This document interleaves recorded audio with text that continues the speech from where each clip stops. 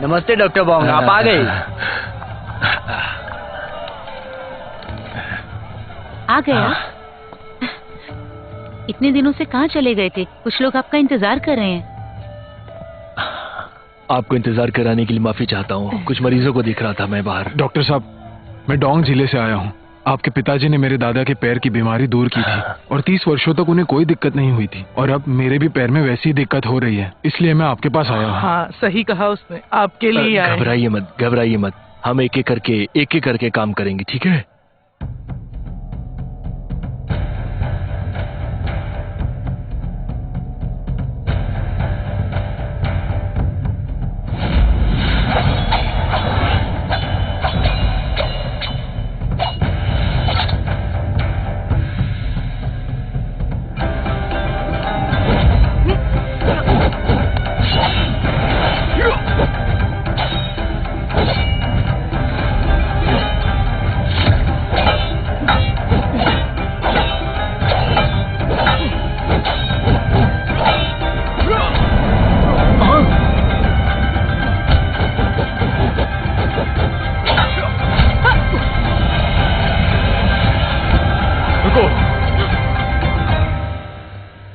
महाराज, अगर कोई गलती हुई हो तो माफ कीजिए।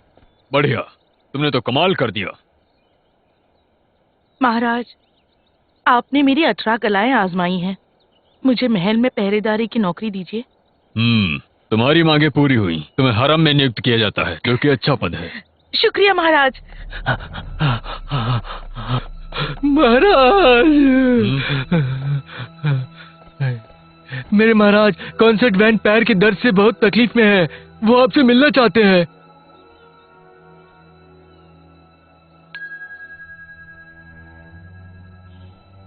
महारानी, कैसा लग रहा है? आराम से।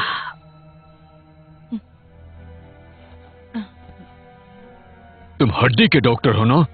इनकी बीमारी ठीक तो नहीं हुई?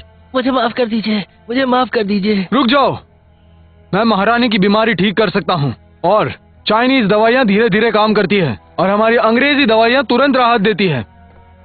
महाराज, अंग्रेजी दवाइयाँ बहुत अच्छी हैं। मैं इन्हें बॉड ऑमिंग कहता हूँ। महाराज, अंग्रेजी दवाइयाँ सच में तुरंत राहत देगी। मेरी बात सुन। राजकुमार गुओ ने तुम्हारी दवाई खाई थी, उनका पैर ठीक हुआ, लेकिन उनका पेट दर्द करने लगा। तुम निकलो यहाँ से, जाओ जाओ, भागो, मेरी बात तो निकल जाओ।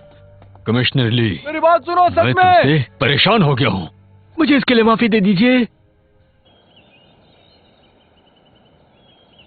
शाही महल के औषधि दस्तावेजों के अनुसार महाराज सुनजी के समय वांग रकिंग नाम का एक वैद्य हुआ करता था। ऐसी बीमारियों में उसकी बांस की बोतल वाला तरीका बहुत ही ज्यादा उपयोगी था। अगर उस तरीके से महारानी का इलाज हो तो उनकी बीमारी ठीक हो जाएगी। उस आदमी को महल से निकाला गया था, लेकिन उसने तरीका किसी को नहीं सिखाया। किसी को तो सिखाया ही होगा। मेरा आदेश है, इश्तिहार चिपका दो, उनके शिष्य को ढूंढ कर यहाँ लेकर आओ।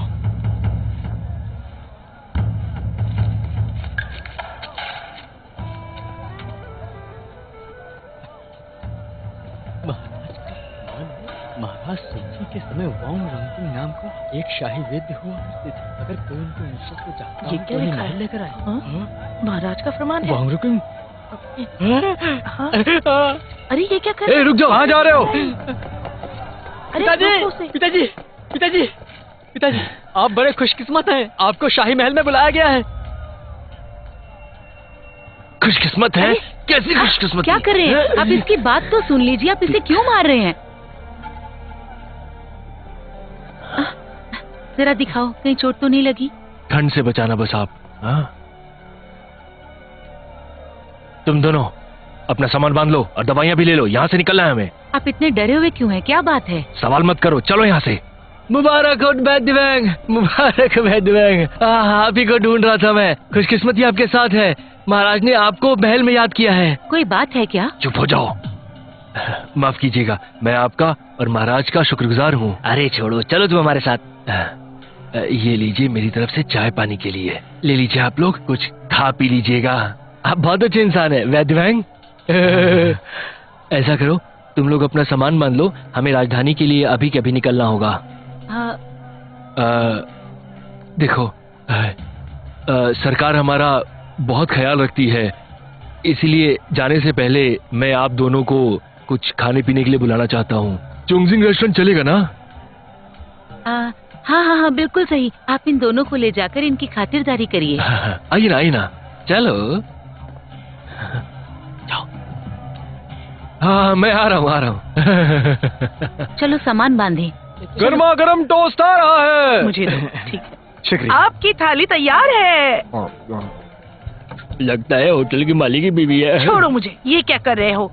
संभल जाओ वरना बीवी को बता दूंगी। कैसे चल रहा है सब?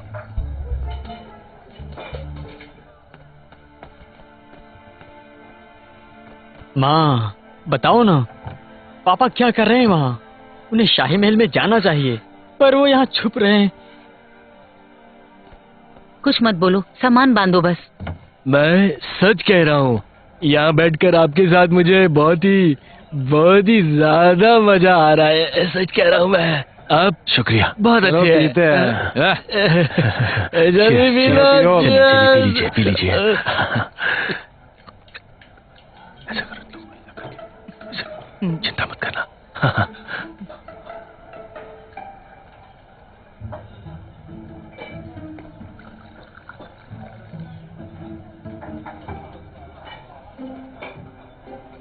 चलिए एक और जाम पीते हैं।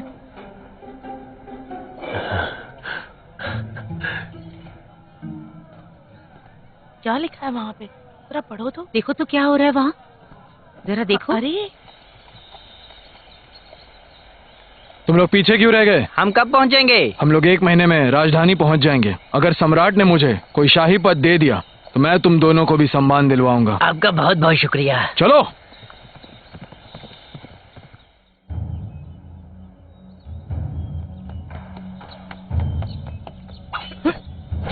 महाराज, बहुत बुरी खबर है महाराज। शैंडोंग में हालत बिगड़ गई है। किंगशुई विद्रोही गुआन जिला, यंगू जिला और डोंगचेंगफू जिले में विद्रोह करते हुए लिंकन तक पहुंच गए हैं।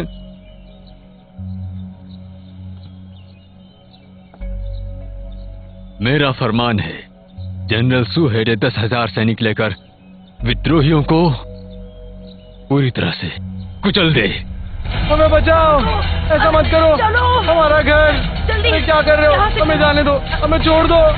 अरे चलो यहाँ से। बचाओ, बचाओ। पिताजी, घर मत करो। क्या हुआ? बचाओ। क्यों भाग रहे हो? ये जगह छोड़ दीजिए, रुक जाओ। सैनिक आ रहे हैं। पागल हो गए हो क्या? पिताजी, उनके रास्ते में जो भी आएगा मार देंगे। हाँ ठीक है, मैं चलो, देखता चलो। हूँ। मेरी बात सुनो तुम, हम लोग वैद्य हैं, हम इन सब लड़ाई झगड़े में नहीं पड़ सकते हैं। सब ठीक रहेगा, मैं देखता हूँ। तुम चलो अंदर आओ। चलो चलो।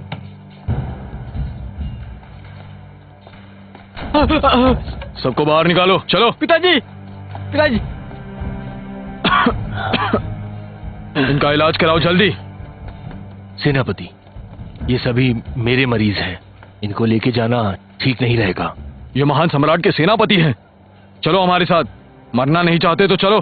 सोच समझ कर बोलिए, अगर हम इनका इलाज नहीं करेंगे तो क्या कर लेंगे आप लोग, बताओ जरा। मेरी बात ना मानने की तुम्हारी इतनी हिम्मत? तो मार डालो मुझे। पीछे हट जाओ, मेरी बात सुनिए।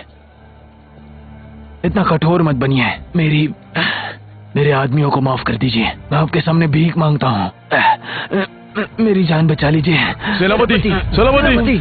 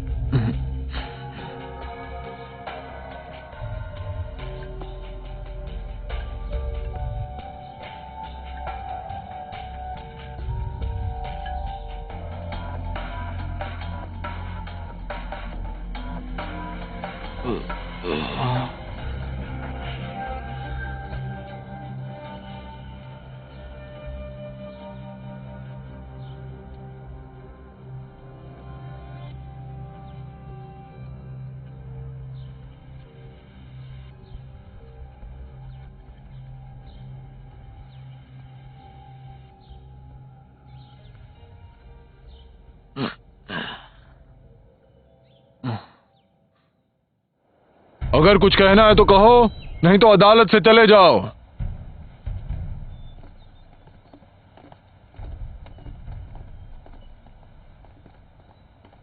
महाराज, हाल ही में जो मौसम में बदलाव हुआ है उसे महारानी की हालत थोड़ी ठीक हो गई है। जनरल सू पधार रहे हैं। पिताजी आराम से। महाराज। उठ जाओ उठ जाओ। शुक्रिया महाराज। हम लोग युद्ध जीत चुके हैं और सुनने में आया था कि तुम्हें एक तीर लगने से घायल हो गए थे। तुम्हारा जख्म कैसा है? शुक्रिया महाराज, अभी मेरा पैर भी ठीक है। मुझे एक वैद्य मिल गया था जिसने बांस की बोतल से ठीक किया। बांस के बोतल वाला वैद्य? महाराज, कहीं वो वांग रकिंग का शिष्य तो नहीं?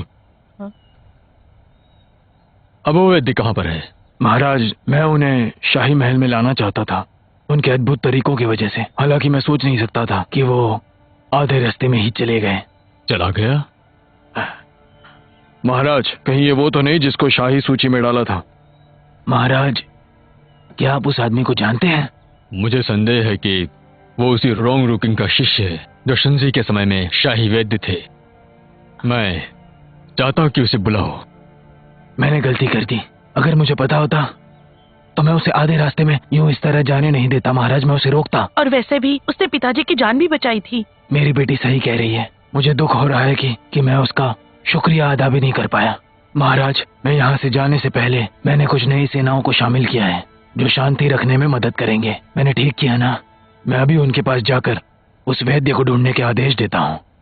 रहने दो, मैं कोई तरीका निकालूंगा। पिताजी, मेरी समझ में नहीं आ रहा आखिर आप सोच क्या रहे हैं? हमें फिर से क्यों भागना पड़ा? हम राजधानी के जनरल के साथ क्यों नहीं गए? हो सकता था आपको शाही वैद्य बना दिया जाता। बकवास मत करो। तुम्हारे परदादा जी भी शाही वैद्य थे और उनको वहाँ मारने की साजिश हो चुकी थी। जब हम मृत्युशैया पे थे तो उन्होंने कसम दिलाई कि वैंग परिवार का कोई भी सदस्य उस राजमहल में कभी काम नहीं करेगा। समझ में आ रहा है? अपने बेटे से प्यार से बात नहीं कर सकते? ओ होंग जियांग, हाँ जल्दी चलो। ठीक है।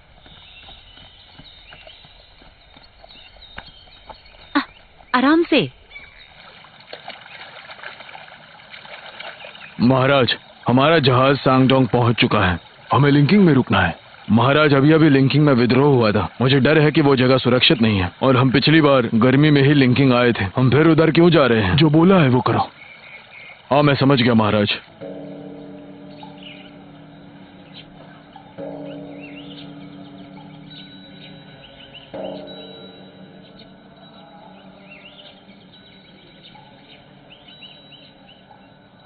पिताजी, हमें इस छोटे से मंदिर में छुप कर रहना पड़ रहा है। मैं नहीं रह सकता। तुम्हें कुछ नहीं पता।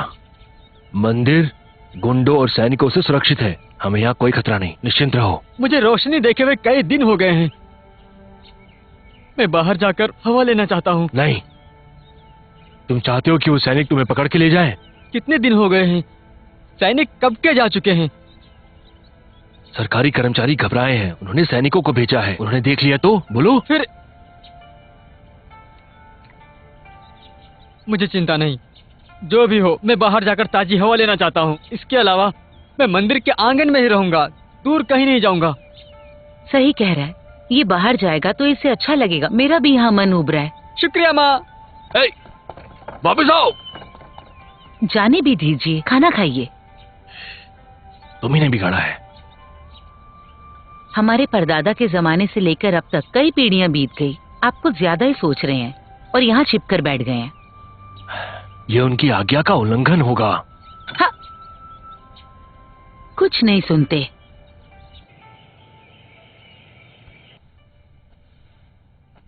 चिंता मत कीजिए महारानी। मेरे दादाजी ही महाराज शुनजई के शासनकाल में शाही वैद्य हुआ करते थे जो बांस के बोतल से पुराने से पुराना दर्द मिटा देते थे। मैं दावा करता हूँ आप 2 दिन में ठीक हो जाएंगे। क्या सच कह रहे हो? अगर ऐसा हुआ तो तुम्हें शाही वैद्य बना दूंगी। शुक्रिया महारानी। वो मैं था जिसने महाराज डोवैगर को ये बताया कि वो वैंग से आपका इलाज करवाए।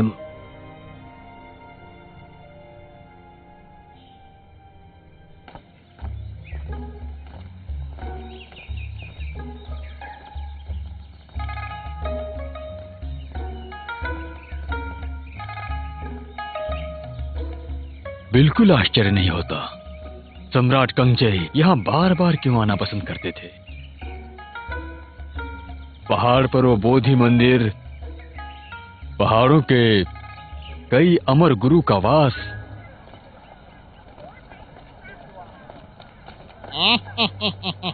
ये जयवंत, क्या कमाल की लग रही है। अब मेरे साथ तो चल। अबे बूढ़ा मेरे दादाजी हट जाओ। चमक चलो आ भी जा, तुझे चांद हट जाओ। अरे आज तो तुम्हारी हिम्मत कैसे हुई मुझे पीछे से हमला करने की? उठिए दादाजी।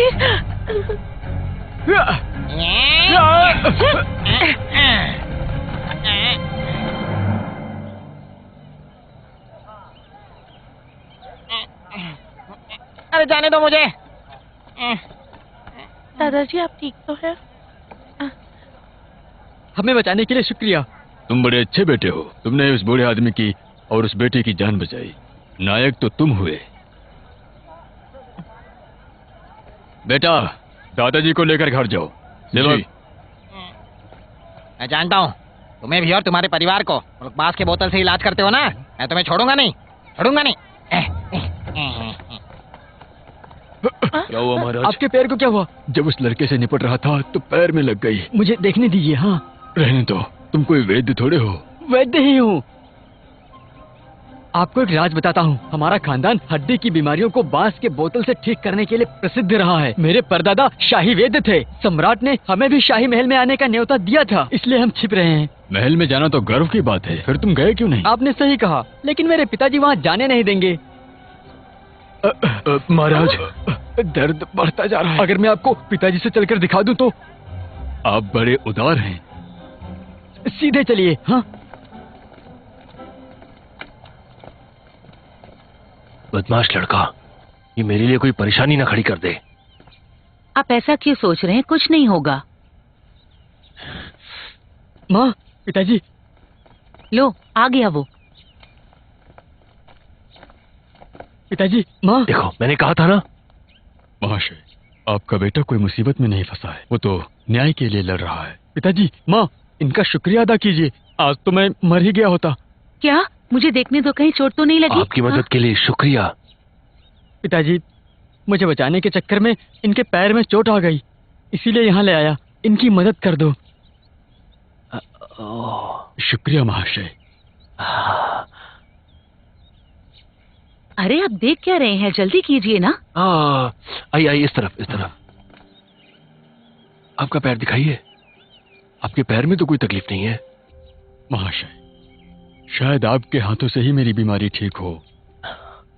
ईमानदारी से कहूं तो मेरे पैर में पहले से ही समस्या थी। पूर्वी हवाएं चलते ही दर्द होने लगता है। क्या आपको ठंड महसूस हो रही है? आप अभी ठीक हो जाएंगे। होंग जियांग, हाँ, मेरा कप लेकर आओ।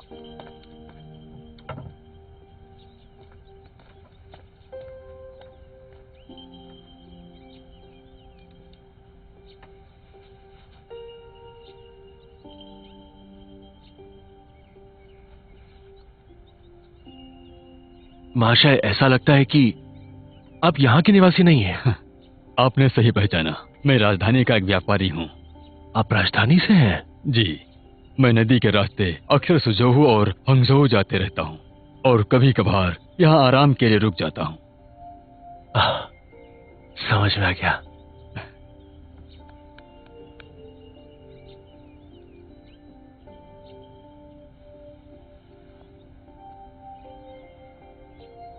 अब राहत है। आपके हाथों में तो जादू है। इसकी क्या जरूरत है? ये बस एक प्रयास था मेरा। आप तो ज्यादा ही बचाव कर रहे हैं अपना। मुझे आपको बताना चाहिए, आपकी कला बहुत उम्दा है। मेरी माँ बहुत ही बीमार रहती हैं। कई सालों से मैंने उन्हें कई वैद्यों को दिखाया है, लेकिन उनके ऊपर कोई दवाई काम नहीं करती है। मैंने आपके जैसा वैद्य कभी नहीं देखा। आप मेरे साथ राजधानी चलिए, मेरी माँ का इलाज कर दीजिए। आपका सारा खर्चा मैं दे दूंगा। क्या सोच रहे हैं आप? मुझे माफ कीजिए महाशय, मैं राजधानी में इलाज नहीं करूंगा। पिताजी आप चुप रहो। वैद्य जी, लिंकिंग का हर आदमी उस वैद्य को जानता है जिसने बांस से सेनापति की जान बचाई थी। शाही सेना आपको ढूंढ रही है। ये सही नहीं है, मैंने किसी सेनापति को नहीं बचाया है। सरकार ने चारों दिशाओं के दरवाजे पर जासूस तैनात कर दिए हैं। हो सकता है वो जल्द ही यहाँ भी पहुँच जाएं। अगर आप पकड़े गए तो शाही फरमान नहीं मानने के जुर्म में आपको सजा दी जाएगी। क्या आपको सजा दी जाएगी? अरे तुम चिंता क्यों करती हो, वो हमें नहीं ढूंढ रहे हैं। वैद्य जी, आपने सही कहा। अगर आपको ढूंढा नहीं जा रहा तो आप इतना परेशान मत होइए। फिर भी सरकार चुप नहीं बैठेगी। जब तक वैद्य को ढूंढ नहीं लेती तब तक दरवाजे पर कड़ी पहरेदारी है। अगर वो आप हैं फिर तो शामत है। सही है, ये सही बोल रहे हैं। हमें मौके का फायदा उठाना चाहिए और इनके साथ चलना चाहिए। हमारे बेटे की जान बचाई तो इनके लिए कुछ तो करना चाहिए और ये हमें जासूसों से भी बचा सकते हैं।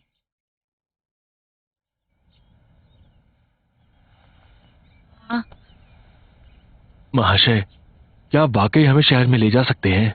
चिंता मत करो, शहर से बाहर जाने के लिए व्यापारियों की कोई खबर नहीं ली जाती। आप लोग मेरे साथ ही रहना। सुनो, हमें इनका कहा मानना चाहिए। बिल्कुल, माँ ने सही कहा। ठीक है, अब आप कह रहे हैं तो हम आपके साथ राजधानी में चलेंगे। बस ध्यान रहे कोई हमें देख ना पाए। आपकी माँ का इलाज करने के बाद आप हमें वापस हमारे घर शैंगडोंग भेज देंगे। हाँ जरूर। राजकुमार, इसे निकालने का समय आ गया है। ठीक है।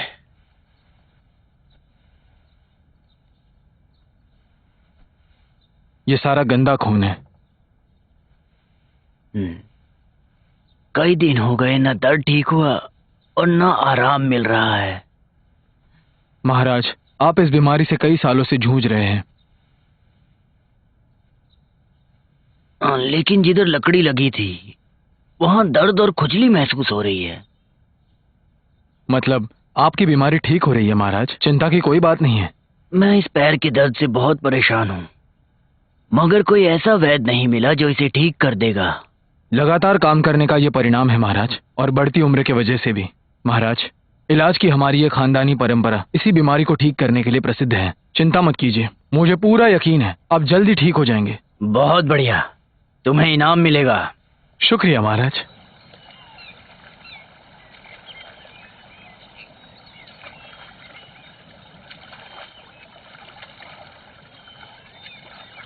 अरे माँ, यहाँ पर तलवार किस लिए है?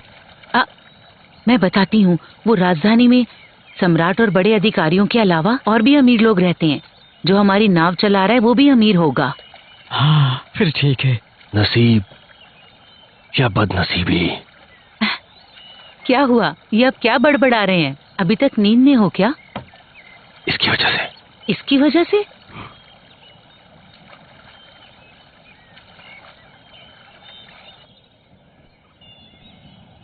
महाराज की जय हो, महाराज की जय हो, महाराज की जय हो।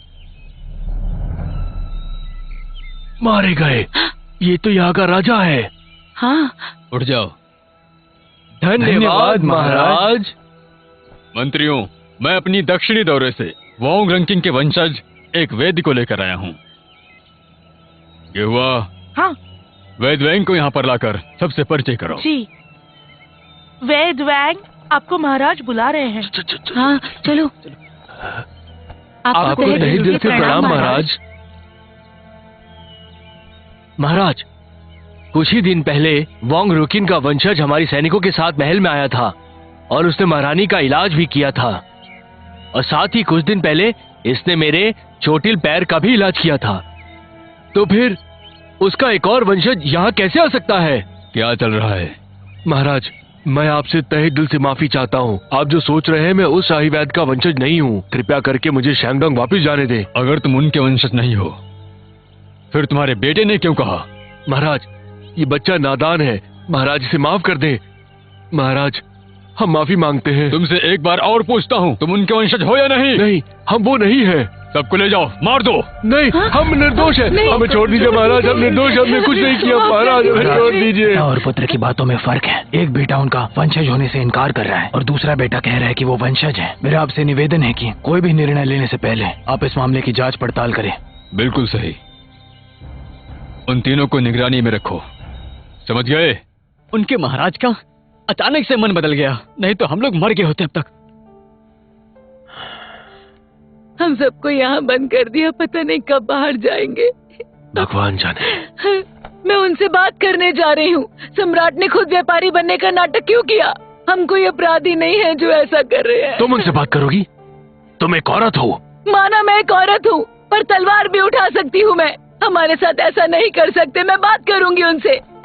रुक जाओ, वापस आओ।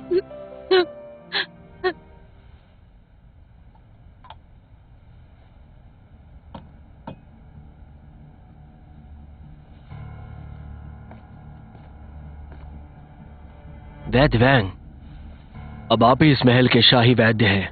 महल में आते ही राजकुमार ने आपको सम्मानित किया। मुझे पैसे या पुरस्कार से कोई मतलब नहीं है।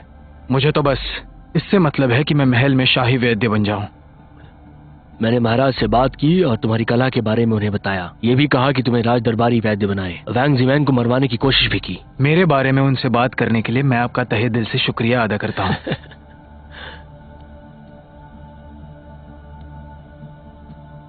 गुरुजी, लगता है वो आदमी सच में वांग परिवार का वंशज है और वांग जियांग नकली है। उस असली को रखने से अच्छा इस नकली को रखा जाए। तो गुरुजी आपका मतलब? ऐसे अयोग्य लोगों से हमें कोई खतरा नहीं होगा।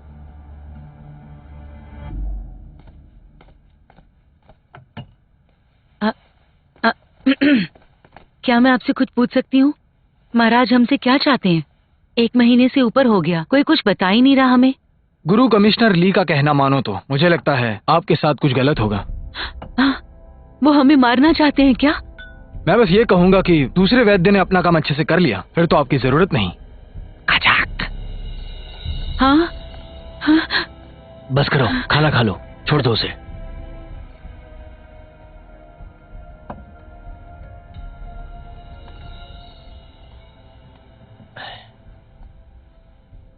बेटा, ये सब रहने दो, मुझे तुमसे कुछ बात करनी है।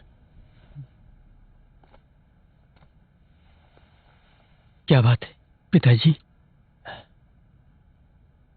हमारे पैतृक कानून के हिसाब से जो आखिरी 4 जड़ी बूटियां हैं, ये हमारे परिवार की गुप्त है और इनको बस मैं जब मरने जाऊंगा तभी तुमको दे सकता हूं। लेकिन अभी का जो वक्त है उसमें हम जिएंगे या मरेंगे पता नहीं। वो मुझे मारना चाहते हैं तो मुझे उन्हें मार लेने दो। आज ही मैं अपनी गुप्त जड़ी बूटियों का रहस्य तुम्हें बता देता हूं। ये 4 जड़ी बूटियां बाकी जड़ी बूटियों की ताकत को बढ़ा देती हैं। बाकी जड़ी बूटियां इनके बिना कुछ भी नहीं, लेकिन तुम इनके रहस्य को कहीं लिख नहीं सकते हो। इसे अपने दिमाग में रखना होगा। पिताजी पिताजी पिताजी, वो मुझे कभी भी मार सकते हैं। नहीं बेटा, अब वो वक्त बहुत दूर निकल चुका है। ये हमारी पैतृक विरासत के बारे में है, हमारे परिवार के बारे में। इन 4 जड़ी बूटियों का रहस्य जानने के लिए तुम वैंग परिवार के इकलौते वारिस हो। यही पैतृक कानून है। पिताजी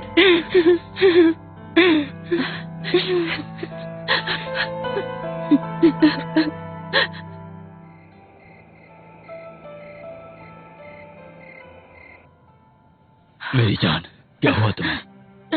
मुझे बचा लीजिए महाराज, मैं मरने वाली हूँ।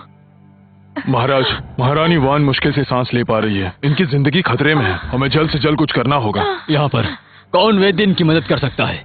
क्यों ना वैंग जिमेंग को मौका दे, जो शैंगडोंग से आया था। अगर वो असली वंशज होगा तो इस मामले में वो जरूर कुछ करेगा। वैंग जिमेंग, जल्दी करो, उन्हें लेकर आओ। जी महाराज। देखो बेटा, आज के बाद से तुम हमारी 5वीं पीढ़ी हो, हमारे परिवार की 5वीं पीढ़ी। महाराज का आदेश है कि वैंग जिमेंग को दरबार में पेश किया जाए। कहाँ ले जा रहे हो? बेटा बेटा तुम ध्यान रखना। बेटा मैं आऊंगा, छोड़ो मत। जो मैंने बोला वो ध्यान रखना। रुक जाओ, हम उन्हें मारने के लिए नहीं ले जा रहे हैं। महारानी की सेहत बहुत खराब है। चलो जल्दी।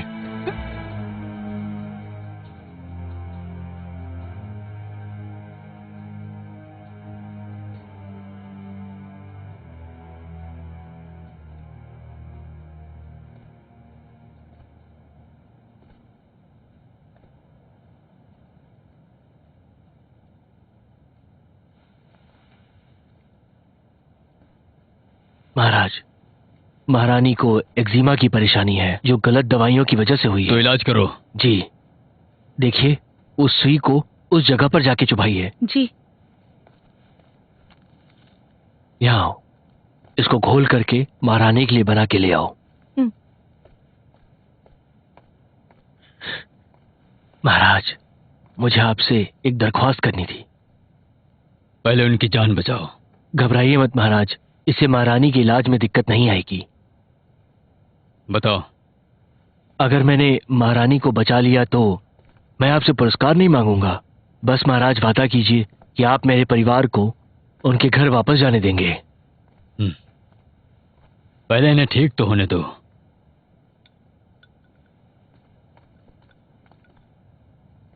ठीक है मेरी जान, अब कैसा लग रहा है? महाराज, बेहतर महसूस कर रही हूँ। जल्दी करो, महारानी के लिए एक और बनाओ। महारानी को थोड़े गर्म पानी की आवश्यकता है। महारानी अब बेहतर महसूस कर रही हैं। महाराज, क्या ये नए वैद्य जी हैं? तो इन्हें पुरस्कार देना चाहिए। नहीं महारानी, मैं तो बस एक साधारण इंसान हूँ। महाराज, महारानी अब ठीक हो चुकी हैं। अब आपको हमें जाने देना चाहिए। महाराज, हम उन्हें जाने नहीं दे सकते। इन्हें यहीं रखिए। तुम कहाँ जाना चाहते हो? महाराज, आपने मुझसे वादा किया था।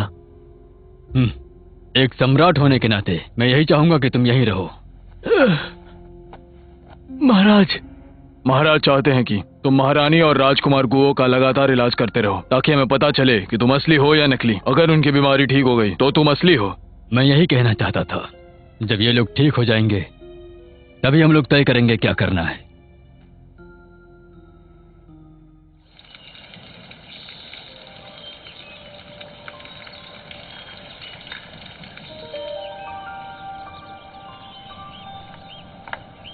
महारानी जी, वोंग कितने कमाल के वैद्य हैं ना। सिर्फ 15 दिन ही हुए और आप कितना अच्छा महसूस कर रही हैं।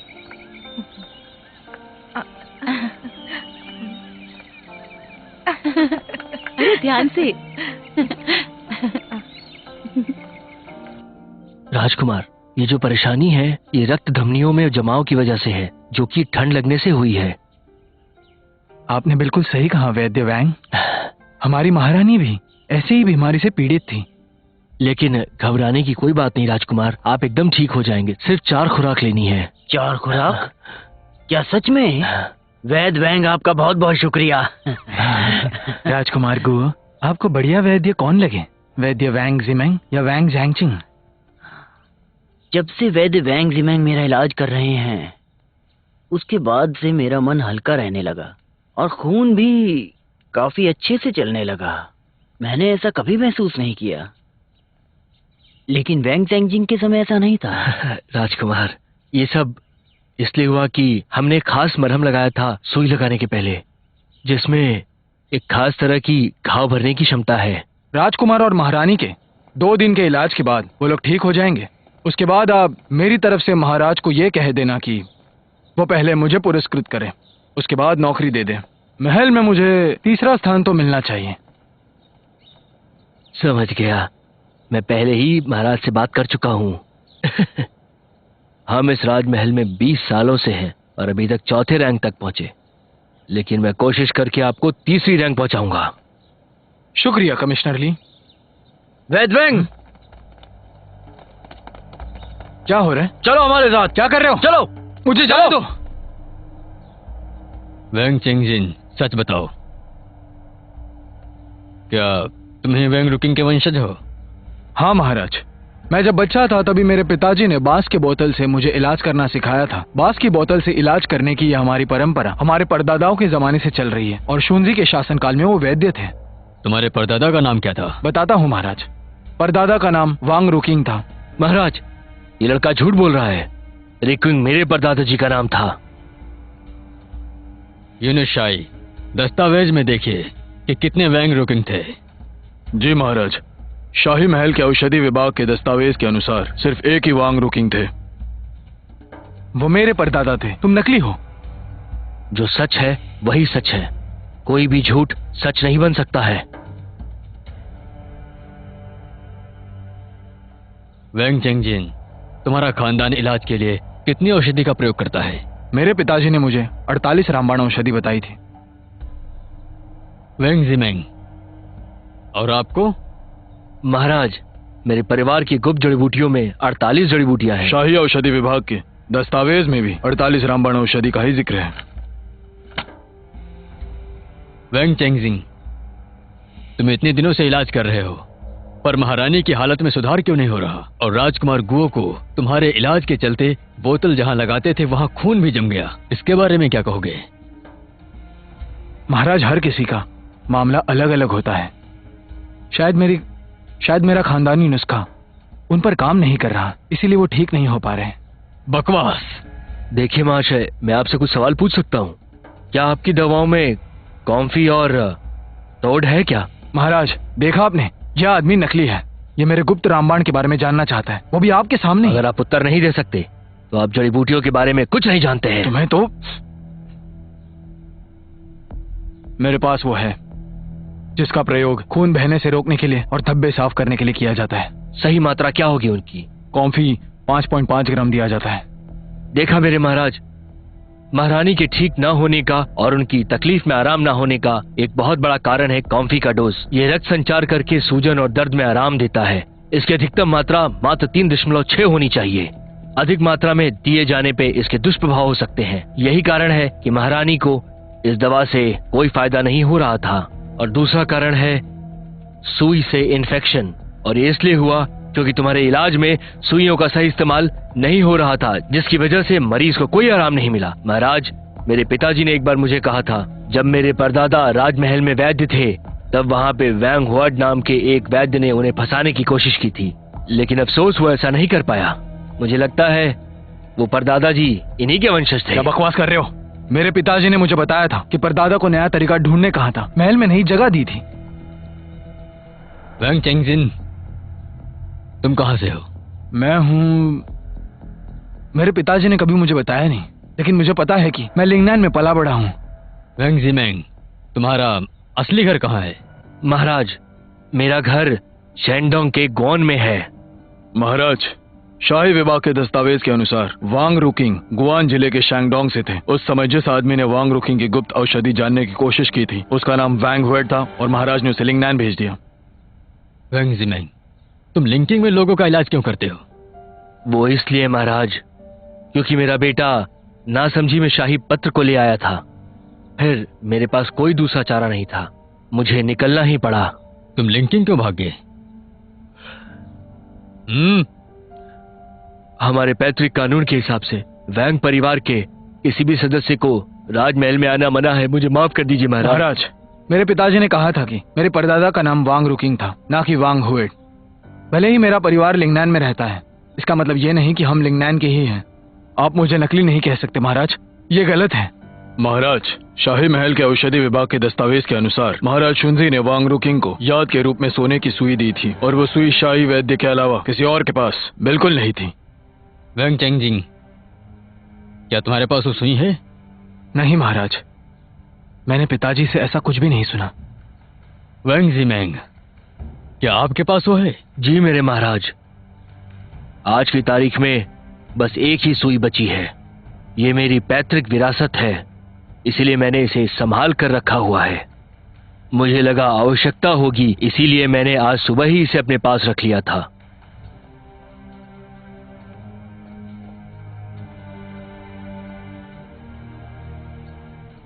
वैंग चेंगजिन, तुम्हारी हिम्मत कैसे हुई? परदादा को लिंगाना भेजा गया था ना? वैंग रुकिंग से धोखा करने के चलते, और अब तुम उनसे भी आगे बढ़कर खुद को वैंग रुकिंग का वंशज बताने लगे। झोला छाप वैद्य बनकर लोगों को धोखा देते हो। इसे मार दो। महाराज, मुझे सच में नहीं पता था, मुझे माफ कर दीजिए महाराज। महाराज, हाँ? मेरे और इनके बीच का मतभेद हमारे पूर्वजों के द्वारा शुरू किया गया था। अब जब इनको इसकी जानकारी नहीं है तो इनकी जान को बख्श दिया जाए। बेशक तुम कन्फ्यूशियस और मेंसियस के गृहनगर से हो, ठीक है, मैं तुम्हारी बात मानता हूं। इसकी जिंदगी बख्श दूंगा। वैंग चेंजिंग, मेरे परदादा ने तुम्हारे परदादा को उस समय लिंगाना भेजा था, और अब मैं तुम्हें सीधा दक्षिण रेगिस्तान भेज रहा हूं। और अब तुम कभी भी वैद्य नहीं रहोगे। बहुत बहुत शुक्रिया महाराज।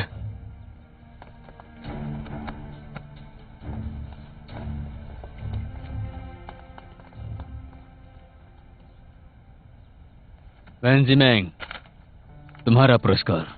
मैं तुम्हें 5वें दर्जे का शाही वैद्य बनाता हूं। तुम्हारी पत्नी को अधिकारी पद और तुम्हारे बेटे को एक पद देता हूं। महाराज। और सुनो, तुम्हें इतना ही नहीं, 100 सोने के सिक्के, 1000 चांदी के सिक्के और सिल्क के 10 डब्बे, राजधानी में एक मकान भी दिया जाएगा। महाराज, मैं आपका तहे दिल से शुक्रगुजार हूं। चाहे जो भी हो, मुझे ये सब नहीं चाहिए महाराज। और तुम्हें क्या चाहिए? मैं वो भी तुम्हें दूंगा। महाराज, मैं सच कह रहा हूं, मुझे ये सब नहीं चाहिए। मैं बस ये चाहता हूं कि आप हम लोगों को हमारे घर वापस जाने दें। वैद्य वैंग, आप महाराज को निराश मत कीजिए, आप यहीं पर रहिए। मैं समझता हूं महाराज, मैं इसके लिए माफी चाहता हूं, लेकिन मैं बस अपने घर वापस जाना चाहता हूं। वैंग जिमेंग, पता है तुम शाही वैद्य नहीं बनना चाहते। तुम्हारे खानदानी कायदे के चलते दूध का जला छाछ भी फूंक फूंक कर पीता है। महाराज, मेरी गलती के लिए क्षमा प्रार्थी हूं मैं। तुम्हारा मतलब है कि मेरी सेवा करना उतना खतरनाक है जितना किसी बाघ की। सही कहा ना? मैं ऐसा नहीं कह सकता, मैं ऐसा नहीं कह सकता। महाराज, मैं दावे के साथ कह सकता हूँ, वैद्य वैंग के कहने का मतलब वो नहीं था। पता है। वैद्य वैंग, हमारे महाराज बड़े चतुर हैं। उन्होंने शेंगडोंग से आपको ढूंढ कर लाया है। अब फिक्र मत कीजिए। ठीक है, मैं अपना फिर वचन देता हूँ, अब से कोई परेशान करता है तो मैं न्याय दूंगा।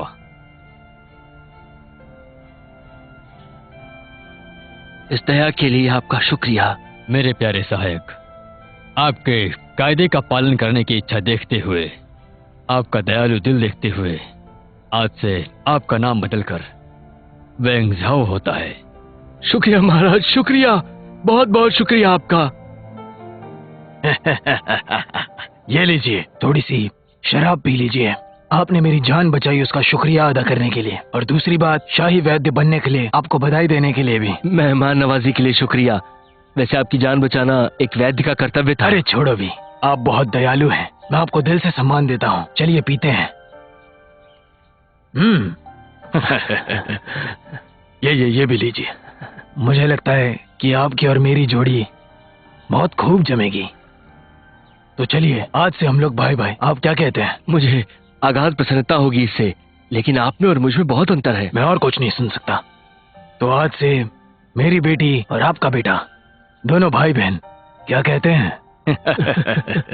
तो चलो बड़े भाई, इस दोस्ती के नाम पर एक जाम हो जाए। महाराज। भाई साहब, भाई साहब। अरे पियो पियो। ये लीजिए, खाना खाइए। अब कुछ खा भी लो। शुक्रिया, बहुत बहुत शुक्रिया। बैठ जाइए श्रीमती जी। हमारे पूर्वजों का शुक्रिया कि आपसे मिलना नसीब हुआ। अब ऐसी बात मत कीजिए, आज से हम लोग एक बहुत बड़े परिवार की तरह हैं। अब हम एक परिवार हैं। हाँ, लीजिए लीजिए। हॉन्सियांग, बहन को कुछ खिलाओ।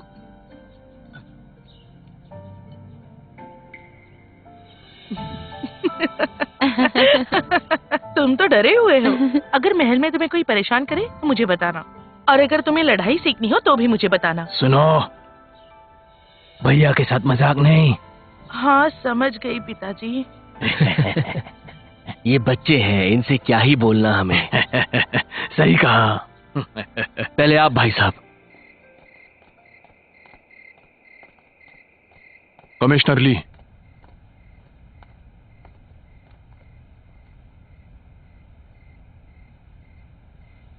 कानून के अनुसार मुझे नहीं पता आपसे क्या कहना चाहिए, लेकिन आप महारानी को कई साल से ठीक नहीं कर पाए, तो जाहिर सी बात है महाराज आपको तवज्जो नहीं देंगे।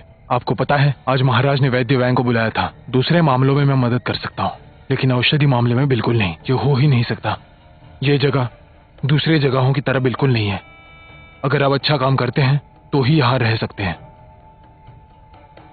वैंग ज़िमैंग कहीं और का वैद्य महल में आकर शाही वैद्य बन गया, और महाराज की उस पर कृपा भी है। उसका बड़ा हथियार है गुप्त रामबाण औषधि। और आप तो हल्की फुल्की बीमारी भी ठीक नहीं कर पाते, तो मैं आपकी कैसे मदद करूं? आप इस महलों में कई वर्षों से हैं, अभी तक आपने बिल्कुल तरक्की नहीं की। अगर ऐसा ही चलता रहा तो आपका कुछ नहीं होगा। आप सही कह रहे हैं।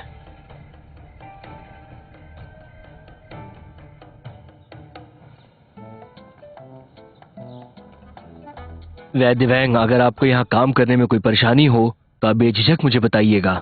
इस मेहरबानी के लिए शुक्रिया। सबसे पहले मैं आपको यहाँ के कायदे और कानून बता देता हूँ, ठीक है ना? जी जरूर, मैं सारी बातें सुन रहा हूँ। कोर्ट शाही वैद्य को लेके बहुत सख्त है। पहला, शाही वैद्य के पास शाही सलाहकार होने चाहिए। जब वो राजा, रानी या उनके परिवार का इलाज करेंगे तो दवाओं के बारे में मंत्री या सलाहकारों को बताना पड़ेगा, और उन दवाओं का प्रयोग पहले उनके ऊपर किया जाएगा। और दूसरा, सारी जड़ी बूटियां शाही खजाने के शाही दवाखाने से ही ली जाएगी, और ये सब कुछ मेरी निगरानी में होगा। देखिए, मैं शाही कानून का अपमान नहीं करना चाहता, लेकिन मेरे परिवार की गुप्त जड़ी बूटियां हैं, तो क्या इसमें मुझे अपवाद नहीं मिल सकता है? वैद्य वैंग, मेरा सर कलम कर दिया जाएगा अगर मैंने ऐसा करने का सोच भी लिया। लेकिन वैद्य वैंग, महाराज को अचानक पैरों में दर्द होने लगा है, उन्होंने आपको बुलाया है। जी हाँ।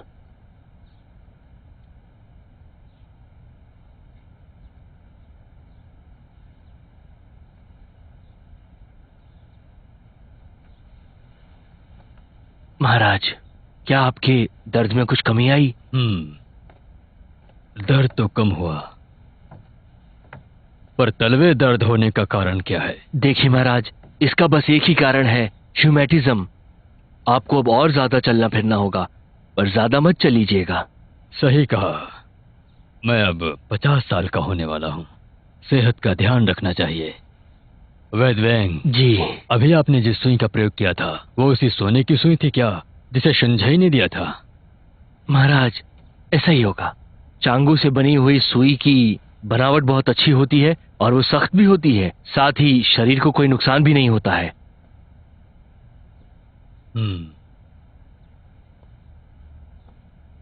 ऐसी सुई को यूं ही मत प्रयोग करो, याद के तौर पर रख लो उसे। मैं आपको सोने से बनी हुई ऐसी 10 सुइयां और दूंगा, जिनका आप इस्तेमाल करना। शुक्रिया महाराज। इसके अलावा सोने का एक कमरबंद आपकी पत्नी के लिए और बाला बेटे को, और सफेद नील रंग की एक तश्तरी दी जाएगी। शुक्रिया महाराज। महाराज, क्या हम एक और मदद मांग सकते हैं? महाराज का आदेश है कि वैंग ज़ो अपने औषधि जहां से मन करे वहां से खरीद सकते हैं। ये बात सभी लोग अपने ध्यान में रखें, अपना ख्याल रखिए।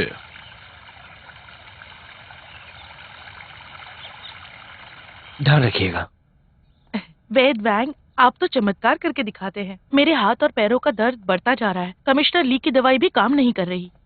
पर इसे आराम ही नहीं आ रहा था। सही कह रही है ये।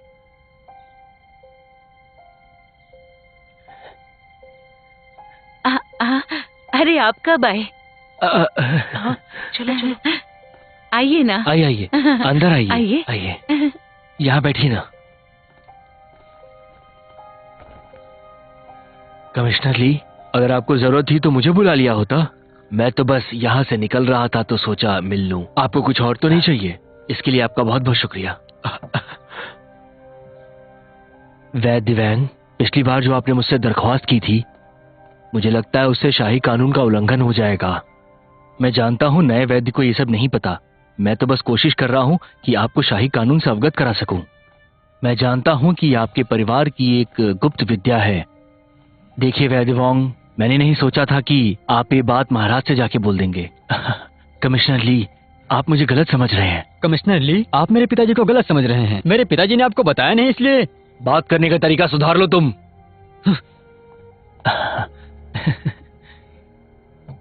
वेद वेद वैंग। हाँ बोलिए, क्या हुआ? राजकुमारी गेहुआ के पैर में मोच आ गई है, आप जल्दी चलिए। राजकुमारी गेहुआ, जल्दी जाइए। नहीं, राजकुमारी गेहुआ ने कहा है कि हंगजानी उनका इलाज करेंगे। अभी उनके पास अनुभव नहीं है, वो उनका इलाज नहीं कर पाएंगे। कोई बात नहीं, आप बेटे को जाने दीजिए। तुम देख क्या रहे हो, जल्दी जाओ, जल्दी।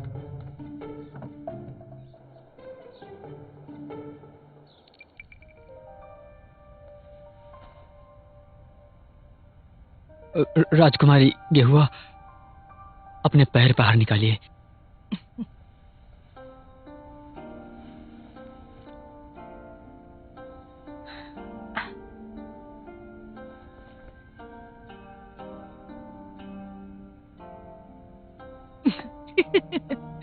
तुम तो डरे हुए हो, कैसे वैद हो तुम? यहाँ पर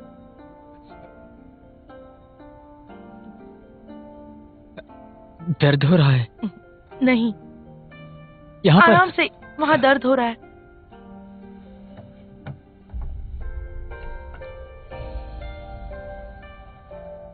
राजकुमारी गेहुआ, आप चिंता मत कीजिए, ज्यादा दर्द नहीं होगा, बस एक मधुमक्खी के काटने जैसा लगेगा।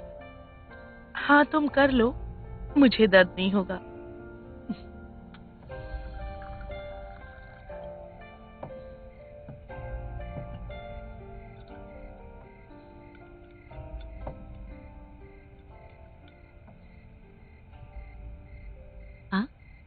अरे खाना खाओ, क्या सोच रहे हो?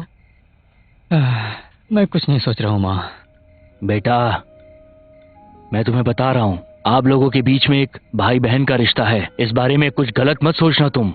आप ऐसा क्यों बोल रहे हैं? कुछ अच्छा ही सोच रहा होगा, और हो सकता है ये गांव के लोगों को याद कर रहा हो। वो भी नहीं कर सकता क्या? क्या बकवास कर रही हो? पिताजी, मैंने तो केवल इलाज किया है बस, कोई कल्पना नहीं कर रहा। मेरी बात सुनो, हम इस समय राजमहल में हैं, यहाँ पे बहुत सारे लोगों की नजरें रहती हैं। हाँ, तुम्हारे पिताजी सही कह रहे हैं। पता नहीं क्यों मुझे इन लोगों से कुछ डर सा लगता रहता है, जरा संभल कर रहना। फिर तुमने बोला, मैंने कितनी बार कहा है, यहाँ पे लोगों के पीठ पीछे बात नहीं करनी है हमें। मैं आपकी तरह नहीं हूँ, आपको तो सब अच्छे लगते हैं। कितने लोगों का इलाज किया आपने और किसी से पैसे भी नहीं लिए। वो लोग गरीब और दुखियारे थे। ये तो पुरानी प्रथा चली आ रही है कि गरीबों का इलाज मुफ्त में करना चाहिए। सही कहा।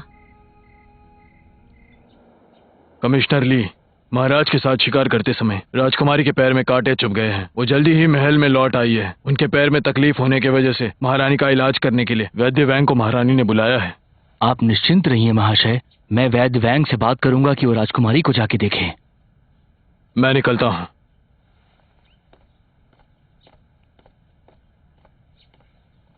फूल और पौधों से परेशानी? क्या? आज राजमहल के शाही वैद्य वांग महाराज को देखने गए हैं, वो आज नहीं आ पाएंगे। तो क्या वो इतने व्यस्त है? मुझसे ज्यादा महाराज की फिक्र है। उनसे कहना कल सुबह आकर मिले। पिताजी, यूनिशी बोली है कि महल के औषधालय से कोई भी किताब पढ़ सकते हैं। ये तो बहुत अच्छी बात है। हाँ। तुम्हें बहुत मेहनत से पढ़ना होगा अगर तुम्हें शाही वैद्य बनना है तो। चाची जी, हॉन्गजैंग। वाह, राजकुमारी गेहुआ आई हैं। आओ आओ, अंदर आओ। अरे उठो, बैठने दो। आओ बेटा, बैठो। बैठिए। राजकुमारी गेहुआ। चाचा जी, मौसम ठंडा होने की वजह से मेरी माँ की कमर में दर्द हो रहा है, इसलिए मैं यहाँ हॉन्गजैंग को लेने आई हूँ। ऐसा है तो मैं चल के देखता हूँ उन्हें। चाचा जी, माँ ने कहा है हॉन्गजैंग उन्हें ठीक कर देगा, और मेरी माँ ने उनके लिए एक तोहफा भी रखा है, वो उसे खुद देना चाहती हैं। अच्छा, आप उन्हें शुक्रिया कहिएगा। हॉन्गजैंग, चलो जाओ। जाओ ना। हाँ।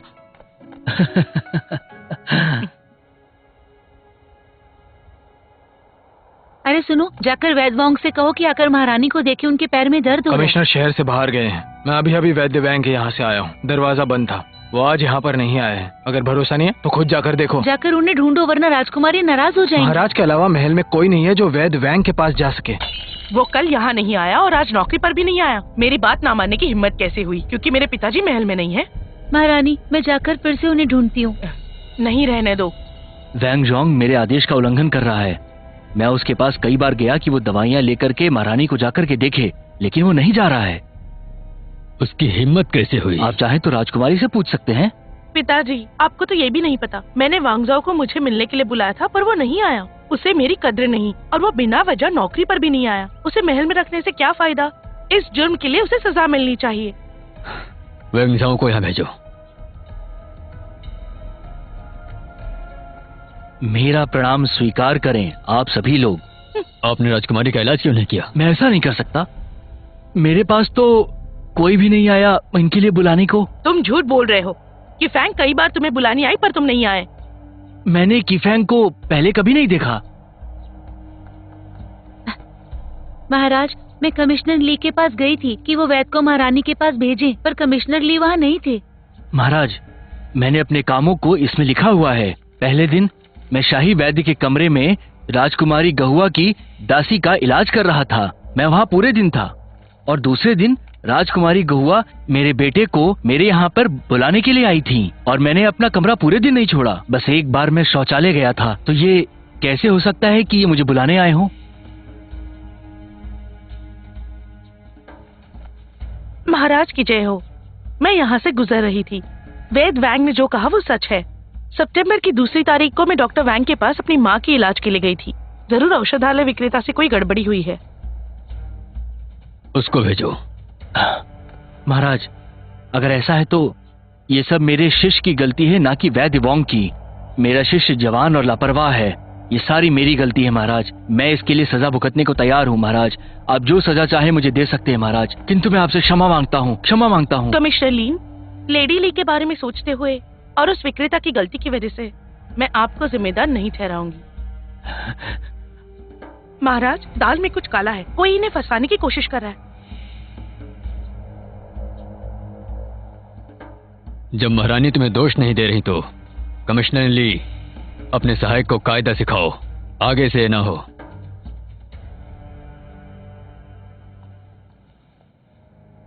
मामला सुलझाने के लिए शुक्रिया गुरुजी, वरना आज मुझे दरबार में सजा मिल जाती। हम इसे कम नहीं आंक सकते हैं।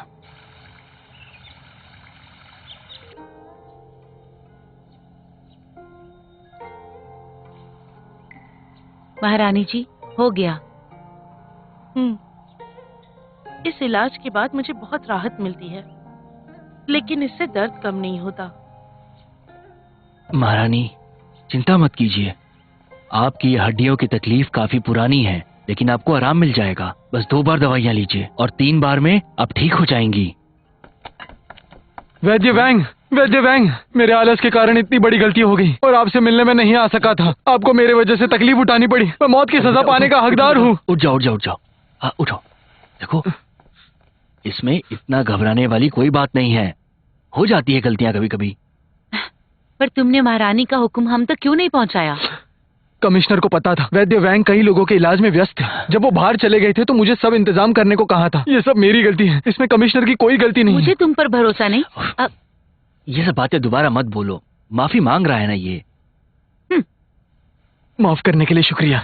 आगे से मैं अब जो कहोगे वो जल्दी से कर दूंगा, ये मेरा वादा है। नहीं नहीं, इसकी कोई जरूरत नहीं है। हम लोग शाही महल में साथ काम कर रहे हैं और हमें एक दूसरे का पूरा ध्यान रखना चाहिए, ठीक है ना? बिल्कुल सही कहा आपने। अगर आपको शाही महल में कोई भी औषधि चाहिए ना तो सबसे पहले मैं दूंगा। पिताजी, हमारे पास हुतुनिया और लिसोरिस औषधि खत्म हो गई है। वैद्य वैंग, हमारे औषधालय में ये सभी औषधियाँ हैं, मैं लेकर आऊँ? रुको, होंगजियान जंगल से खुद ले आएगा। आपको पता है हम लोग ज्यादातर औषधियाँ हिमालय पहाड़ से लेके आते हैं। हमें उसकी जरूरत नहीं है। देखो बेटा जी, जाओ तुम इनके साथ चले जाओ। वैद्य वैंग, शाही औषधालय अभी बंद हो गया है, फिर भी मैं आपके लिए लेकर आता हूँ। नहीं, बस इसको अपने साथ जाने दो तुम। जाओ बेटा। इस तरफ।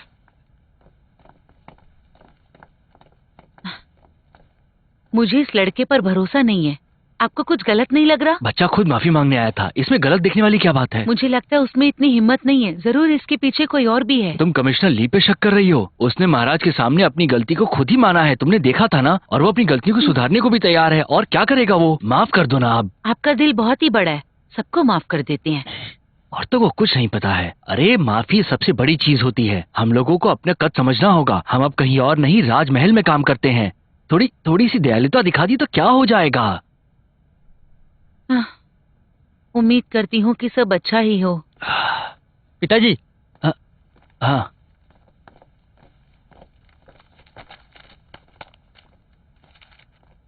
उस नौजवान ने कहा है कि हिमालय की जड़ी बूटी से लाख गुना बेहतर है।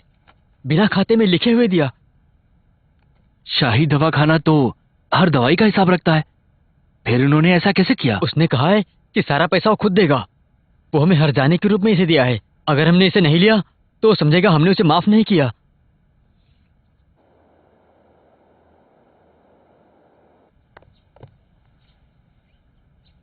इस औषधि से आज ज्यादा खुशबू आ रही है। महारानी, बस खुशबू ज्यादा है, बाकी काम वैसा ही करेगी ये, घबराइए मत आप। पर ऐसी खुशबू पहले महसूस नहीं की। ये खुशबू वैसी ही है जैसे जंगल में मैंने सूंघी थी। इससे मुझे बहुत खुजली हुई थी। कहीं ये वही औषधि तो नहीं जो विदेश से मंगवा कर दी गई थी? ऐसा नहीं हो सकता क्योंकि वो अभी वहाँ नहीं थी।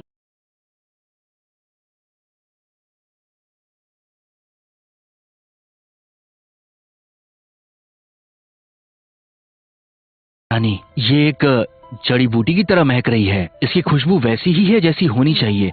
वैसे मैंने ये आपको नहीं लिखी थी। क्या ये खुशबू आपको बाहर से आ रही है? हाँ, हो सकता है। चलो इलाज शुरू करो। ठीक है। होंगजियांग, चाचा चाची कहाँ हैं? वो महारानी को देखने गए हैं। ओह, क्या तुम शाही औषधालय का इस्तेमाल करते हो? हाँ। और वो औषधि कैसी है? पिताजी ने कहा था वो अच्छी हैं। हाँ, लेकिन पूछ क्यों रही हो? कुछ नहीं, बस ऐसे ही पूछा। होंगजियांग, तुम कितनी पढ़ाई करते हो? यूनिवर्सिटी ने मुझे एक किताब दिया और कहा मुझे इसे सब पढ़ना है ताकि मैं वैद्य बन जाऊं। तुम्हारा खानदानी तजुर्बा उन किताबों से ज्यादा बेहतर है। तुम परीक्षा पास हो जाओगे। मेरे पिताजी ने कहा था मुझे केवल हड्डियों के बारे में ही नहीं और भी जानकारी होनी चाहिए। ऐसे तो फिर तुम्हारी कई पीढ़ियां महल में शाही वैद्य बन के रहेंगी। होंगजियांग, तुम चाहते हो हर पीढ़ी शाही वैद्य बने? हाँ, जरूर चाहूंगा, पर पिताजी का पता नहीं। चाचा के ना चाहने से क्या होता है? मैंने तुम्हारे लिए कुछ सोचा है। क्या सोचा है? अगर तुम इसी महल में किसी लड़की से शादी कर लो तो तुम यहीं के होकर रह जाओगे। नहीं, मेरे पिताजी ने बचपन में ही मेरी सगाई किसी से करा दी थी। वो गांव में रहती है। शर्म की बात है ना। मतलब अगर मैं इसी महल की किसी लड़की से शादी कर लूं तो मेरे पिताजी नाराज हो जाएंगे। ये आसान है, मैं महाराज से कहकर तुम्हारी शादी करवा दूंगी। मेरी शादी करवाओगी? किसके साथ? क्या तुम्हें इस महल में कोई लड़की पसंद है?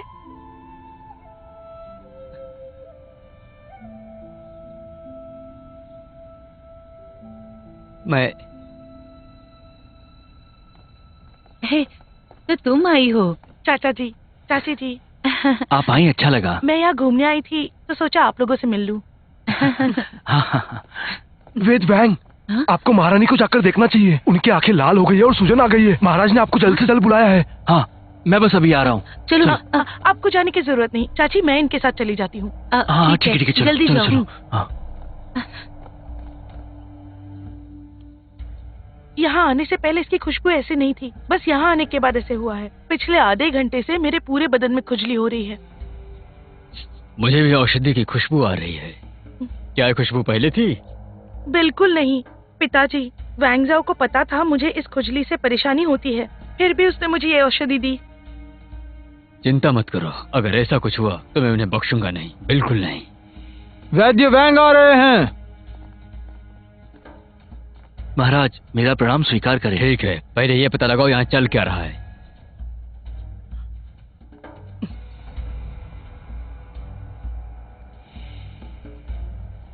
महाराज, महारानी के लक्षण तो अर्टिकेरिया के हैं। तुम्हारी औषधि के कारण ऐसा हुआ क्या? मेरी दवाओं से ऐसा नहीं हो सकता है महाराज, कभी भी नहीं। झूठ है, तुम्हारे आने के बाद खुशबू आई, तुम ही लेके आए इसे। महारानी, अगर मेरी दवाओं की वजह से ऐसा हुआ है तो इसकी खुशबू चली जानी चाहिए थी, लेकिन अभी भी इसकी खुशबू बहुत तेज आ रही है। इसका मतलब ये दवा अभी भी यहीं पर है। क्या कहा? तुम्हारा मतलब मैंने खुद उसे यहाँ रखा है? गुस्सा न करें महारानी, लेकिन हाँ, मैं चाहूंगा कि महारानी यहाँ से बाहर चली जाएं अगर उन्हें ठीक लगे तो। फिर भी खुशबू आए तो इसका मतलब दवा यही राजमहल में है।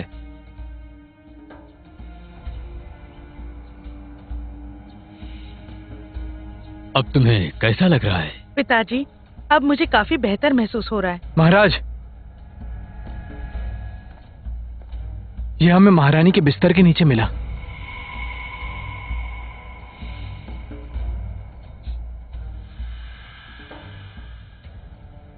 महाराज, स्वीट वॉर्मवुड है। महारानी, यही खुशबू थी ना उसमें? इससे अर्टिकेरिया होता है।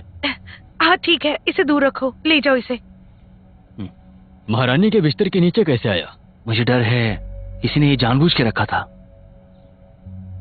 जरा याद करो, वैद वैंग के पहले तुम्हारे कमरे में कौन आया था? सिर्फ चैंग्यू मेरे बिस्तर की सफाई करने आई थी, उसके अलावा और कोई नहीं आया था। महाराज, चैंग्यू की अभी अभी शाही बाग में हत्या की गई है। अभी अभी मैं शाही बाग के पास से गुजर रही थी तो मैंने देखा कि चैंग्यू भागी जा रही है। मुझे नहीं पता था क्यों, इसलिए मैं उसके पीछे गई।